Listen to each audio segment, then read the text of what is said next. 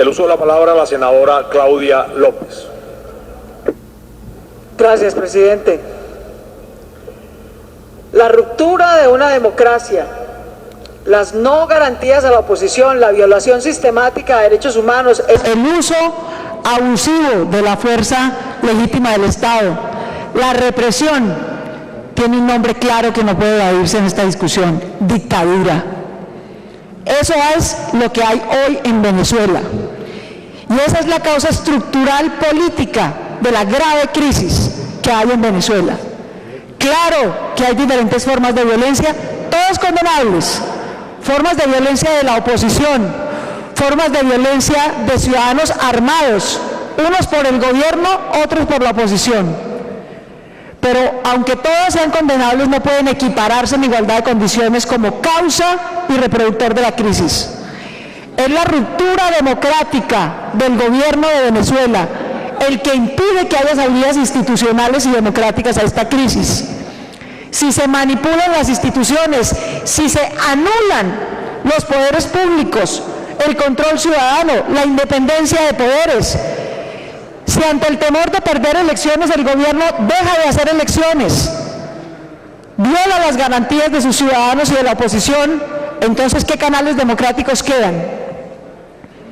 No creo, por supuesto, que la decisión y el futuro de Venezuela estén en manos distintas a las de sus ciudadanos.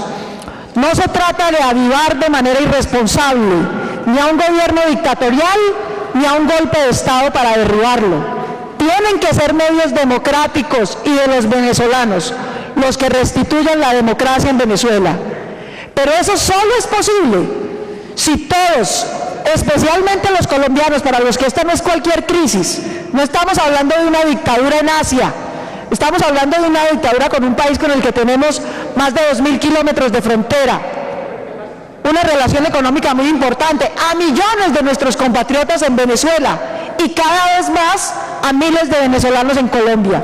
De manera que esta crisis nos compete directamente, respetando el derecho de autodeterminación del pueblo de Venezuela. No podemos ser sordos, ciegos, mudos a esta crisis. La única manera de restablecer un canal democrático, venezolano, institucional, pacífico, es que el gobierno de Venezuela renuncie a sus prácticas dictatoriales.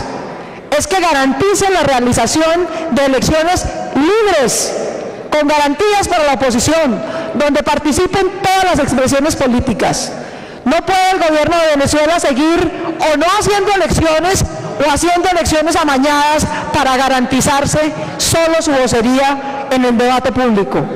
No puede seguir usando y abusando de la fuerza. Hay más de 100 venezolanos muertos por protestar en la calle legítimamente frente al abuso del gobierno. La fiscal de Venezuela, a quienes aquí vimos al principio de este debate, ha denunciado abusos, corrupción, que también es parte, no es solamente un tema de concentración de poder, no es solo vanidad. Hay un problema geopolítico que no desconozco. La gran intervención de Estados Unidos, sin duda, es lesiva para encontrar una salida democrática en Venezuela. Es lesiva porque el interés de ese gobierno tiene que ver con las reservas de petróleo, no con los derechos de los venezolanos.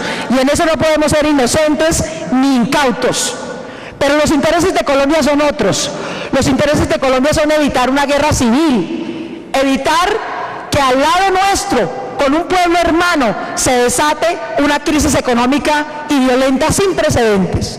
Nuestra actitud responsable, por lo tanto, no es actuar en función de intereses extranjeros, sino de los propios y de los venezolanos. Y por eso tenemos que unirnos para exigirle al gobierno de Venezuela que respete su propia constitución, que respete sus garantías y que restablezca la democracia en Venezuela.